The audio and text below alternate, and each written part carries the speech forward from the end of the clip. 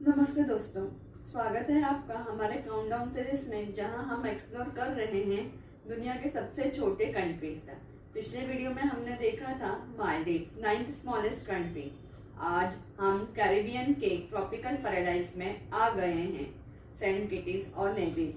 यह twin island अपने sugar cane history, stunning beaches और रिच कॉलोनियल पास्ट के लिए मशहूर है। चलिए इस फैसिनेटिंग देश की कहानी डिटेल्स में देखते हैं। तो इस वीडियो को एंड तक बने रहिएगा। तो उससे पहले हम देखेंगे कि इटमोलॉजी और लोकेशन, यानी इस देश का मतलब क्या है और यह देश कहाँ पर स्थित है। इस देश का ऑफिशियल नाम है federation of Saint Kitts and Nevis. Saint Kitts का असली नाम था सेंट क्रिस्टोफर, जो कोलंबस ने 1493 में दिया था। हाँ दोस्तों, 1493 में कोलंबस ने अपना नाम सेंट क्रिस्टोफर करके नाम दिया था आइलैंड को, लेकिन बाद में लोगों ने इसे शॉर्ट फॉर्म में सेंट किटीज कहना शुरू कर दिया। हाँ, तो उनको लिए क्रिस्टोफर बोलना भी बहुत भारी पड़वा होगा शायद, तो इसलिए उन्होंने सेंट किटीज का नाम दे दिया शॉर्ट में। और नेविस का नाम स्पेनिश शब्द, क्योंकि वो स्पेन से गए थे, है तो वो इटालियन कोलंबस। तो जब वो स्पेन से गए, स्पेन के जो किंग वगैरह जो थे, किंग या उन्होंने इनको बोला था कि आप जाकर इंडिया का सी रूट फाइंड आउट करें, लेकिन वो इंडिया आने के बदले में वहां पे चले गए थे। तो स्पेन के राजा ने उनको पूरा फंडिंग वगैरह सब उन्होंने किया था। तो इसलिए उन्होंने स्पेनिश में उनका नाम क्या रखा, नुस्ट्रा सेनोरा दे लास नेविस से आया है, जिसका मतलब होता है आवर लेडी ऑफ स्नो। उसका मतलब क्या होता है, our lady of snow. Okay, Columbus को नेविस के ऊपर जो व्हाइट क्लाउड दिख रहे थे, उन्हें लगा कि जैसे स्नो कैप माउंटेन्स हो। हाँ, तो उन्होंने पहाड़ के ऊपर स्नो को, मतलब ऐसा लग रहा था वो पहाड़ों पर। देखो ना, कभी हम देखते हैं बादल, बारिश होती है तो भी हमें कैसा लगता है कि बादल पहाड़ों पर आ गए हैं या छा गए हैं बादल, उनको उन्होंने ढक दिया है। तो वैसे ही वो सफेद क्लाउड्स थे, तो सफेद बादल थे, तो उन्होंने कहा स्नो कैप्ड माउंटेन है, यानी स्नो से ढका हुआ पहाड़ है। तो इसलिए उन्होंने ये नाम दिया नेविस को, आवर लेडी ऑफ स्नोस। यह कंट्री कैरिबियन में स्थित है, वेस्ट इंडीज का पार्ट है। अब वेस्ट इंडीज का नाम बोलते ही आपके मन में कुछ हो रहा होगा, कुछ पता चल रहा होगा, लेकिन वो सस्पेंस। देखते हैं कौन क्या क्या कमेंट करता है, क्या आपके मन में आ रहा है वेस्ट इंडीज का नाम सुनते ही। तो प्लीज कमेंट कीजिएगा। दोनों आइलैंड्स वोल्केनिक ओरिजिन है। हाँ, दोनों आइलैंड्स जो है ना, सेंट किटीज आइलैंड भी और सेंट नेविस आइलैंड भी वोल्केनिक ओरिजिन के हैं। सेंट किटीज बड़ा आइलैंड है और नेविस थोड़ा छोटा है। इसके नजदीकी कंट्रीज में एंटीगुआ एंड बारबुडा है। ओके, एंटीगुआ और बारबुडा है। सेंट बार्थेलेमी है, सेंट एस्टाटियस है और सेंट मार्टिनेस्क्यू आते हैं। ये सारे कंट्रीज उसके साइड में हैं, नेबरिंग कंट्रीज है। जैसे हमारा इंडिया का अगर कोई पूछेगा तो पाकिस्तान, नेपाल, बांग्लादेश, श्रीलंका, वैसा हम बोलते हैं ना। तो वैसे ही वहां के भी नेबरिंग कंट्रीज है वो। तो अभी हम देखेंगे ज्योग्राफी और क्लाइमेट कैसा है। सेंट किटीज और नेविस का टोटल लैंड एरिया है 261 स्क्वायर किलोमीटर, जो कि आता है 101 स्क्वायर माइल्स, जो इस दुनिया का 188 लार्जेस्ट कंट्री बनाता है, वाटर एरिया नेग्लिजिबल है। सेंट किटीज एक बड़ा वेल्कोनो है। माउंट लाइम्यूगा जो आइलैंड का हाईएस्ट पॉइंट है, वो जो माउंट लियोम्यूगा है ना, मुईगा, वो आइलैंड का हाईएस्ट पॉइंट है। ओके, अब वोल्केनो का मीनिंग क्या होता है दोस्तों, मैं आपको बता देती हूँ। तो वोल्केनो मतलब जमीन का अंदर जमीन की जो हम लोग अभी अर्थ पर रहते हैं, बाहर का हिस्से पर रहते हैं हम, अंदर अर्थ के अंदर बहुत सारे पार्ट्स है, जैसे हमारे बॉडी में इंटरनल ऑर्गन्स है ना, वैसे ही वहां पर भी अर्थ के अंदर भी बहुत सारे ऑर्गन्स है, हम उसे ऑर्गन्स बोल सकते हैं। जैसे अर्थ क्रस्ट है, अर्थ कोर है, तो वैसे ही वोल्केनो के अंदर ये अर्थ कोर, अर्थ क्रस्ट के अंदर का पार्ट है।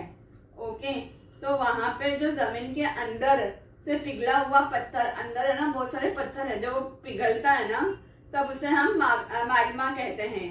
जब सरफेस पर आता है तो उसे हम लावा कहते हैं। ओके, जब वो धरती पर आता है ना ऊपर, तभी हम उसे लावा कहते हैं। यह मैग्मा सरफेस पर आकर एक्सप्लोजन या फ्लो क्रिएट करता है। वो एकदम धीरे से आपने डिस्कवरी वगैरह पे देखा होगा कि लावा कैसे क्रिएट होता है, कैसे उसका फ्लो होता है। ओके, तो वो वैसे फ्लो होता है। इस प्रोसेस को कहते हैं वोल्केनिक इरप्शंस कहते हैं। ओके, जैसे ये सरफेस मैग्मा सरफेस पर आता है ना और एक्सप्लोजन या फ्लो क्रिएट करता है, तो उसे हम प्रोसेस को वोल्केनिक इरप्शंस कहते हैं। वोल्केनिक के पास जनरली कोन शेप माउंटेन्स होते हैं। जहां पर भी वोल्केनो होता है ना, वोल्केनो, वहां पर कोन शेप माउंटेन्स क्रिएट होंगे आपके लिए।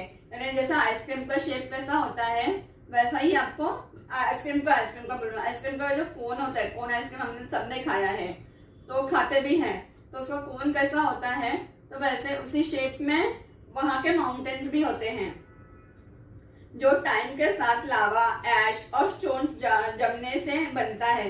जो कैसे बनता है वो, तो लावा, ऐश और स्टोन्स से जमने से बनता है। तो अभी टाइप्स ऑफ वोल्केनोस क्या क्या है? एक्टिव है, एक्टिव वोल्केनोस होता है, डॉर्मेंट होता है, एक्सटिंक्ट होता है। जो अभी भी इरप्शन कर सकता है उसे हम बोलते हैं एक्टिव वोल्केनो। और डॉर्मेंट यानी अभी तो सोए हुए हैं, लेकिन इन फ्यूचर में फिर से वो एक्टिव हो सकते हैं। ओके, एक्सप्लोड कर सकते हैं इन फ्यूचर में, अभी तो वो आराम कर, अभी तो आपको कोई खतरा नहीं है। और एक्सटिंक्ट जो अब कभी आपको इरप्शंस नहीं करेंगे, जो एक्सटिंक्ट हो गए, जैसे डायनासोर एक्सटिंक्ट हो गए, डायनासोर हमें अभी दिखते नहीं दिखते, तो वैसे ही यहाँ पर भी लावा भी कुछ कुछ जगह पर एक्सटिंक्ट हो चुके हैं। तो उसका जो एग्जाम्पल है वो है सेंट किटिस और नेविस। सेंट किटिस में जो माउंट लाइम्यूगा है ना, वो एक डॉर्मेंट वोल्केनो है। जैसे हमने देखा कि अभी तो वो सोया हुआ वोल्केनो है, लेकिन इन फ्यूचर में वो एक्सप्लोजन कर सकता है। ओके, जैसे हम अभी इस वीडियो में देख रहे हैं। यह रीजन ट्रॉपिक ऑफ कैंसर के साउथ में स्थित है। ये अगर आप मैप में अगर आप देखोगे तो यह रीजन है ना, ट्रॉपिक ऑफ कैंसर के साउथ में है। Okay, approximately 17 degree north latitude में है, इसीलिए क्लाइमेट ट्रॉपिकल होता है। रिवर्स, दोनों आइलैंड में कोई मेजर रिवर नहीं है, लेकिन छोटे सीजनल स्ट्रीम्स और घाटियों में रेन वाटर चैनल्स मिलते हैं जो मानसून में एक्टिव होते हैं। जैसे हमारे मुंबई में, वहां पे कोई रिवर्स तो है नहीं, ओके, क्योंकि आजू बाजू में पूरा समुद्र ही है। तो रिवर्स कैसे आते हैं, रिवर्स कैसे बनते हैं? जैसे हमारे मुंबई में आपने देखा होगा मीठी नदी का, मीठी नदी वो रेनी सीजन में आपको मिलती है, बाकी के टाइम पे आपको मीठी नदी नहीं मिलेगी, क्योंकि वो बारिश का जो लेक्स जो फुल हो जाते हैं, तो फुल होने के बाद में जो ओवरफ्लो होता है वो तो वहां पर मीठी नदी बनती है। तो वैसे ही यहाँ पर भी छोटे स्ट्रीम, सीजनल स्ट्रीम्स जो रहते हैं, जैसे मीठी नदी का मैंने एग्जांपल दिया आपको, तो वैसे ही वहां पर जो सीजनल स्ट्रीम्स है वो वहाँ घाटियों से रेन वाटर चैनल्स बनाकर वो एक्टिव होते हैं, मानसून में ही एक्टिव होते हैं, बाद में फिर आपको नहीं दिखेगा। ओके, और वहां पर आपको दिसंबर से अप्रैल का जो ड्राई सीजन होता है, वहां पे आप अगर आपको वहां पे जाना है तो प्लान कर रहे हो अगर, तो दिसंबर से अप्रैल का ड्राई सीजन होता है, यह बेस्ट टूरिस्ट सीजन है, जब वेदर क्लियर और सनी रहता है। मई से नवंबर तक रेनी सीजन होता है, और मई से नवंबर तक आपको रेनी सीजन ही मिलेगा। और कभी कभी तो हरिकेन्स भी आते हैं, तो वो कभी भी आ सकते हैं। यानी समर होता है वहां पे दिसंबर से अप्रैल तक, और विंटर आपका रेनी सीजन होता है मई से नवंबर तक, नो विंटर्स।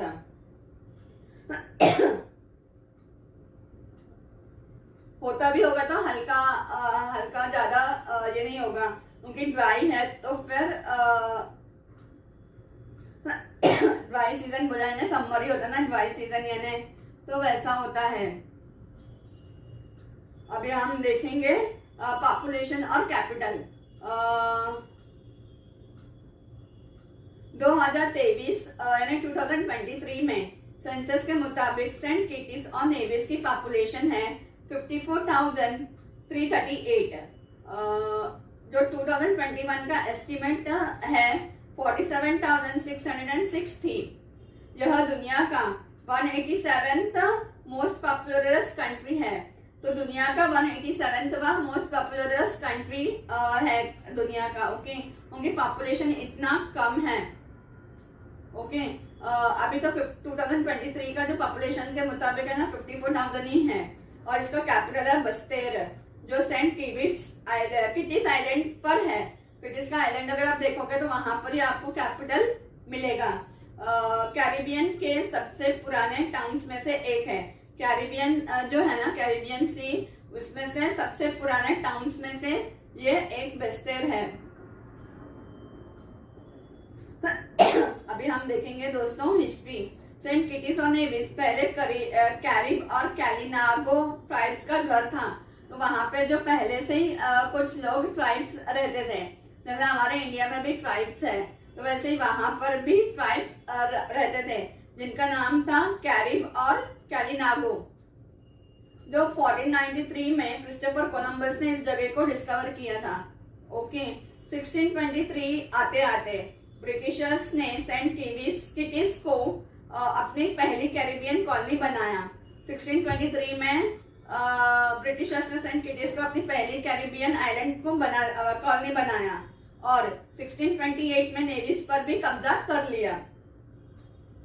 ओके दोस्तों, पर ब्रिटिश और फ्रेंच के बीच कंट्रोल के लिए काफी बैटल्स हुई, यानी काफी दोनों के बीच में लड़ाइयां हुई है, वो हमें भी पता है। बैटल ऑफ वॉशिंग, क्या था वो बैटल ऑफ 1700s में एक बैटल हुआ था दोस्तों। अगर वो बैटल का नाम अगर मुझे कमेंट्स में बताओगे तो अच्छा है, कमेंट करके बताना मुझे। उन दोनों के बीच में एक बैटल, फेमस बैटल हुआ था। यहाँ पर भी बहुत सारी लड़ाइयां हुई है। ओके, लेकिन आखिर में यह ब्रिटिश के अंडर रहा। 27 फरवरी 1967 को सेंट किटीज और नेविस को एसोसिएटेड स्टेट का स्टेटस मिला। हाँ दोस्तों, 27 फरवरी 1967 को 27 फरवरी 1967 को एसोसिएटेड स्टेट का स्टेटस मिला था। यानी क्या होता है, इसका मतलब है अपना इंटरनल सेल्फ गवर्नमेंट था।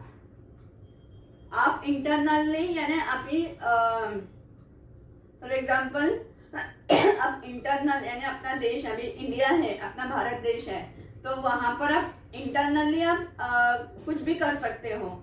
एक स्टेट से दूसरे स्टेट में एक्सपोर्ट इंपोर्ट कर सकते हो, या आप कोई प्रॉब्लम हुआ है तो आप अपना ये कर सकते हो। कोई बाढ़ आ गया, अभी जैसे पंजाब हरियाणा में बाढ़ आई है, तो आप वहां पर जाके उनकी हेल्प कर सकते हो। गवर्नमेंट वहां पर जाकर किसानों की मदद कर सकते हैं, अमाउंट दे सकते हो जो हाँ वैसा। लेकिन अगर इंडिया के बाहर कुछ होता है तो हम वो लोग नहीं कर सकते हैं। ओके, तो वो नहीं कर सकते हैं। ओके, वैसा है। वो कौन करेगा अगर हमें फॉरेन पॉलिसीज करना है, फॉरेन अफेयर्स करना है, तो वो कौन करेगा? यूके के फॉरेन अफेयर्स को वो लोग ही हैंडल करेंगे। यूके जो ब्रिटिशर्स है ना, वो ही उसको हैंडल करेंगे।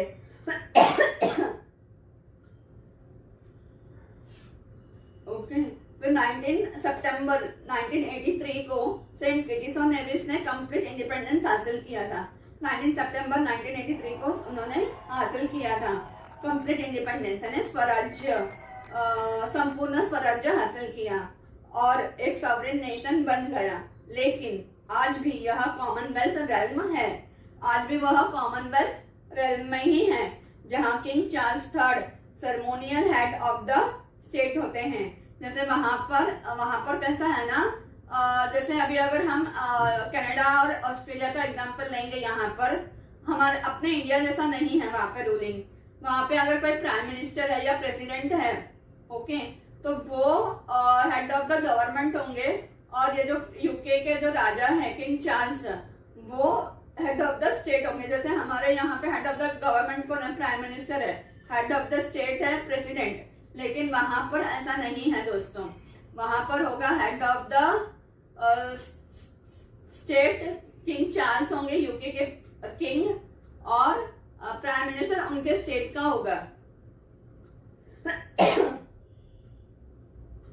तो अभी भी अगर हम देखेंगे तो कनाडा और ऑस्ट्रेलिया में से बहुत सारे जगह है जहाँ पर वो वैसा रूलिंग चल रहा है। तो अभी हम वही देखेंगे, गवर्नमेंट और पॉलिटिक्स। यह एक फेडरल पार्लियामेंट्री डेमोक्रेसी है। Prime minister head of the government है। मैंने कहा था ना अभी, prime minister head of the government है, और वहाँ के जो किंग है वो हेड ऑफ द स्टेट होते हैं, और गवर्नर जनरल किंग को रिप्रेजेंट करता है। ओके, हाँ, और दोस्तों वहाँ का प्राइम मिनिस्टर कौन है आप मुझे कमेंट करके बताइएगा। नेविस का अपना लोकल असेंबली है और उसे स्पेशल ऑटोनॉमी मिली हुई है। हाँ, उसे स्पेशल प्रिविलेजेस मिले हुए हैं नेविस को। कि क्या मिला है दोस्तों, अगर वो चाहे, अगर नेविस चाहे तो रेफरेंडम करके अलग कंट्री बन सकता है। हाँ, अगर नेविस अगर चाहे ना तो वो रेफरेंडम लेकर अलग कंट्री बन सकता है। अभी वहाँ की इकोनॉमी और करेंसी क्या है?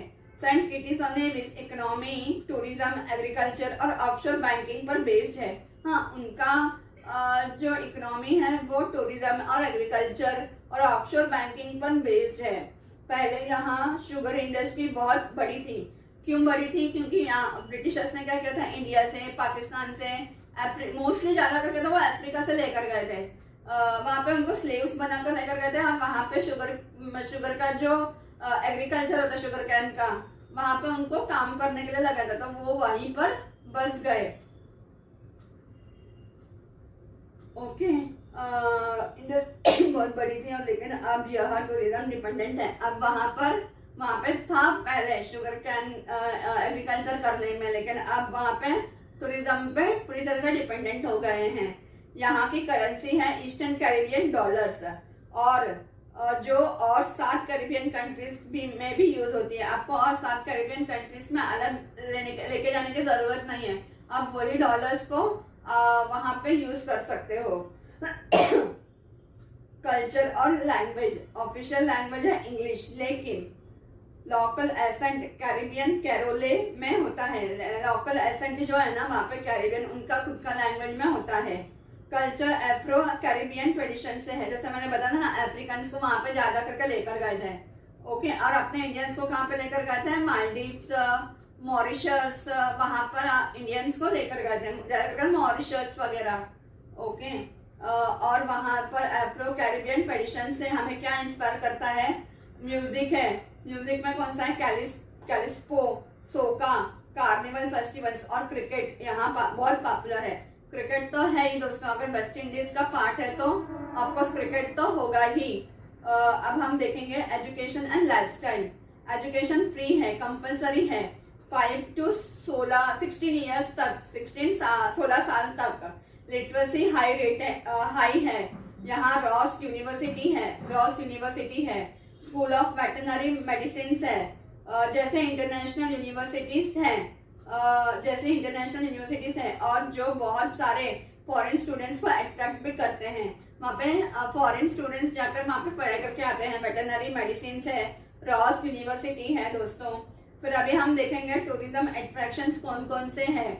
ओके, ब्रिमस्टोन हिल फोर्ट्रेस है, नेशनल पार्क है। Brimstone Hill fortress national park है, वो पहाड़ पर है दोस्तों। यूनेस्को का वर्ल्ड हेरिटेज साइट है। माउंट लाइम्यूगा हाइक जो हाइकर्स होते हैं, वोल्केनिक एडवेंचर जिनको करने में अच्छा लगता है वो वहां पर जा सकते हैं। फिनिस बीच है जो नेवीज पर है, गोल्डन सैंड बीच है, scenic railway, sugar train turn tourist ride है, चार्ल्स टाउन है, हिस्टोरिकल जॉर्जियन आर्किटेक्चर है। तो दोस्तों यह थी सेंट किटीज और नेविस की कहानी। एक छोटी सी कंट्री लेकिन हिस्ट्री, कल्चर और नेचुरल ब्यूटी में बहुत बड़ी है। क्या आप कभी कैरिबियन ट्रिप प्लान करोगे या किया है तो कमेंट्स में जरूर बताइए। और अगला वीडियो मिस ना हो इसीलिए लाइक, शेयर एंड सब्सक्राइब करें और बेल आइकन भी दबाएं, क्योंकि नेक्स्ट कंट्री और भी इंटरेस्टिंग है।